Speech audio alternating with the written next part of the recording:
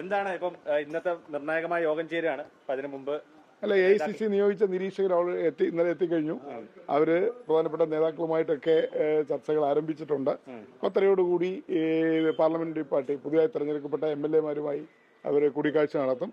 അതിനുശേഷം AICCക്ക് റിപ്പോർട്ട് കൊടുക്കും. UDF നേതാക്കളുമായി ആശയവിനിമയം നടത്തും. AICCക്ക് ഹൈക്കമാൻഡ് റിപ്പോർട്ട് കൊടുക്കും. ആ റിപ്പോർട്ടിന്റെ അടിസ്ഥാനത്തിൽ ഹൈക്കമാൻഡാണ് തീരുമാനം എടുക്കേണ്ടത്.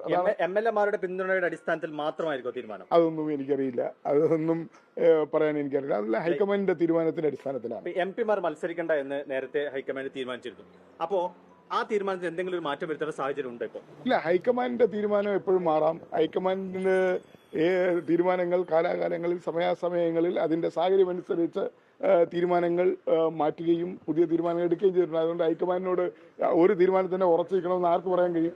ഒരു പാർട്ടി എന്ന നിലയിൽ സാഹചര്യങ്ങൾക്കനുസരിച്ച് അല്ലെങ്കിൽ ഓരോന്നിന്റെ പ്രാധാന്യം അനുസരിച്ചാണ് തീരുമാനങ്ങൾ എടുക്കുന്നത്. അപ്പൊ അതിന് ഹൈക്കമാൻഡിനെ ചോദ്യം ചെയ്യാൻ നമുക്ക് പറ്റുമോ?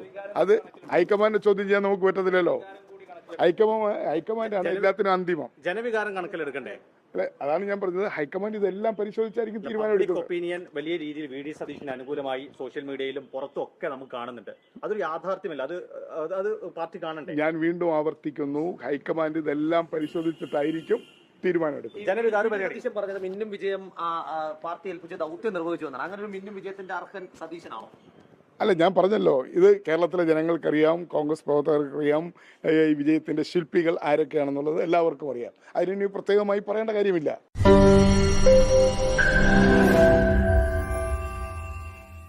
ലോകത്തെവിടെയായാലും ഏത് സമയത്തും 24 വാർത്തകളും ഓഗ്മെന്റഡ് റിയാലിറ്റി പാക്കേജുകളും എക്സ്പ്ലെയിനറുകളും വിശദമായി കാണാൻ ഞങ്ങളുടെ YouTube ചാനൽ നിങ്ങൾക്ക് സബ്സ്ക്രൈബ് ചെയ്യാം.